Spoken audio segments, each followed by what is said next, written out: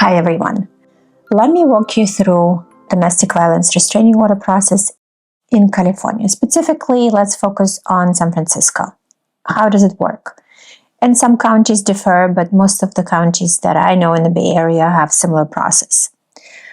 When you prepare a domestic violence restraining order, that includes a lot of forms, which I will not talk about in this video, just the process. I have different videos about the forms. So let's say you have your package, the entire package, which includes all the forms and your declaration.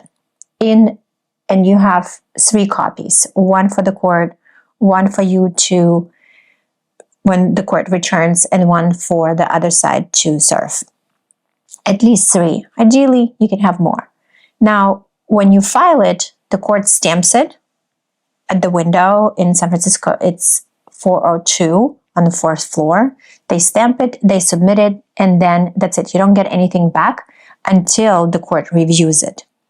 Now, in San Francisco, the court reviews it within 24 business hours.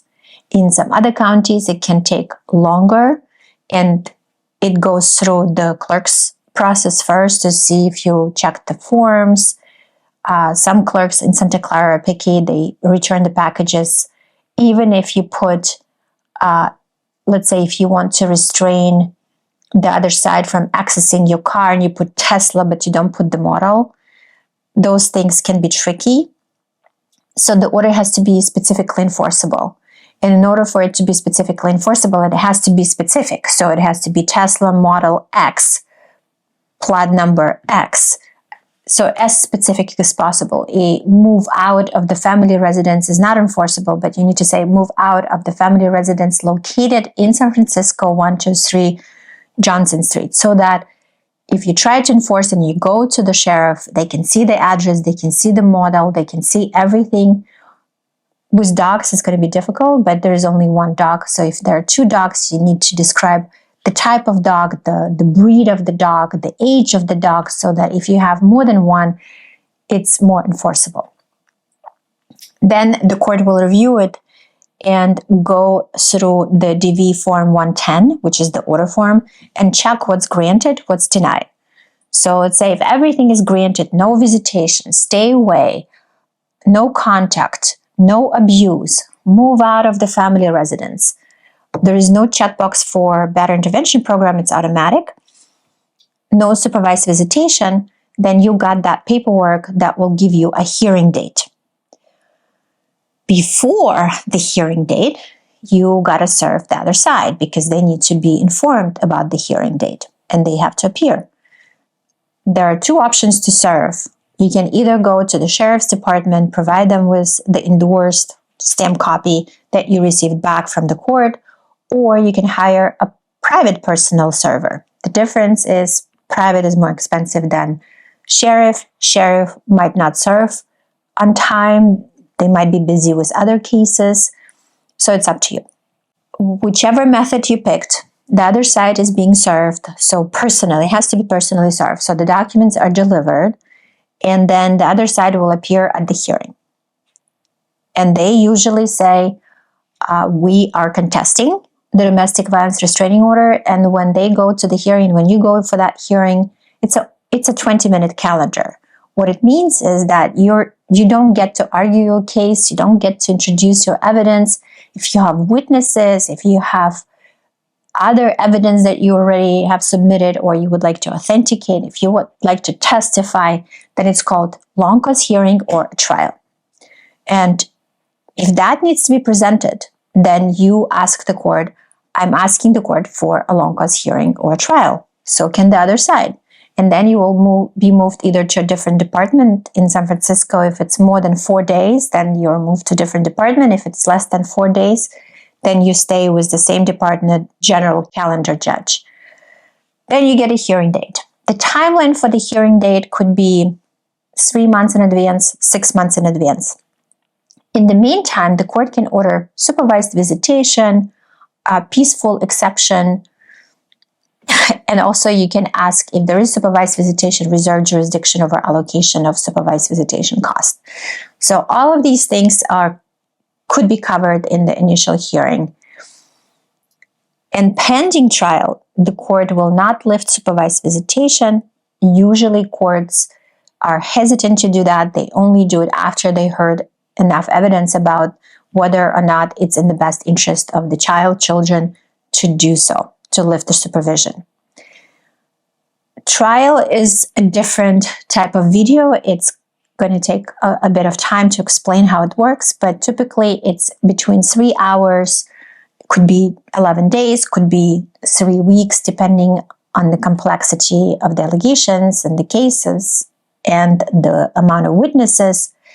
What I typically do before, if there are witnesses on the other side, there is a code section that protects me from deposing the alleged victim of abuse, Family Code Section 6309, but I am allowed to depose all witnesses. And so what helps to do is to depose all witnesses who are going to be testifying in trial, to know what they're going to say and potentially exclude them, because maybe what they're going to say is only something they heard from the victim, not something that they personally observed. So this all goes into trial, and it could take a lot of hours of preparation. Usually, let's say for 8 hours of trial, I would need 8 hours of preparation, which includes deposing the witnesses, preparing motion to exclude these witnesses called motion in limine, trial brief, exhibit list, witness list, and again, depending on the complexity of the case, it could be a short trial brief, a longer trial brief.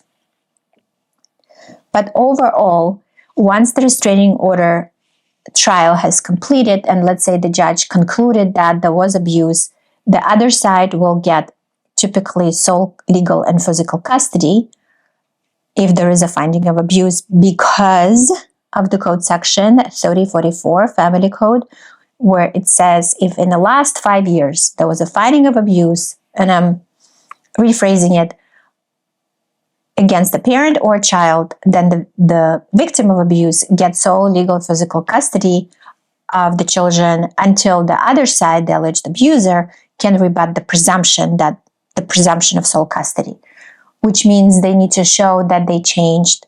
And what I suggest to my clients, if I'm representing an alleged abuser, I say start your 52 weeks of batterer intervention program, therapy, whatever you need to prove to the court that you did the steps required to improve emotional regulation. That helps. So the rebuttal of the presumption to get joint legal custody, meaning no more sole custody for the victim, but joint custody for both, equal timeshare, requires a showing of participation, not completion, but participation in either whatever the court ordered, batterer intervention program, potentially the therapy program with anger management component. That is important. Can someone get visitation prior to the rebuttal of the presumption hearing? Yes. I had cases where the judge ordered almost 45%, 35% of visitation, unsupervised. So having a domestic violence restraining order, some clients ask me, I want sole custody as long as possible, so let's file a restraining order for good reason, where really abuse happened, but would like to prolong the sole physical and legal custody as long as possible. Domestic violence restraining order is not a tool to get custody, although it's a side effect. The other side is not going to be forever set aside from being able to participate in children's life, because the policy is, it is in the best interest to have consistent, continuing contact with both children. And if the other parent has some anger management problem and is addressing it, takes accountability for their behavior, then they will be able to be part of the children's life. So I would caution people to be filing these restraining orders for the right reasons. For example, being afraid, wanting to have some distance, but not really to get custody advantage, because it does backfire. If someone prevails in domestic violence restraining order, then whoever that is on the filing side, on the receiving end, then the prevailing party is allowed to seek prevailing party attorney's fees. So meaning their attorney's fees.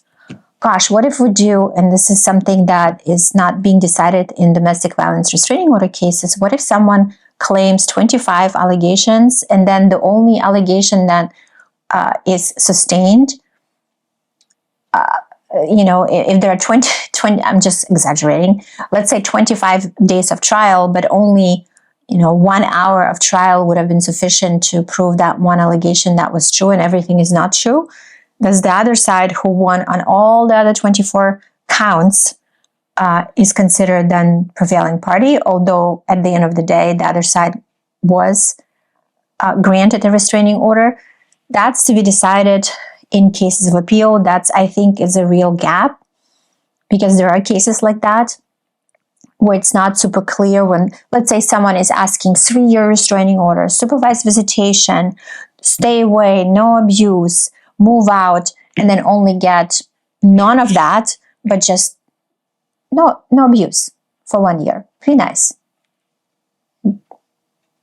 Is that prevailing party? Yes, technically, but not really.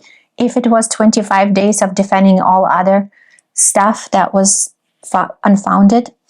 So something that cases of appeal in DVPA actions, I think, need to adjudicate, decide, create a case law, create a statute. I don't agree with, black or white type of prevailing party statute that we have now. Anyway, I hope this was helpful, and I will see you in my next video or in my next consultation. Bye!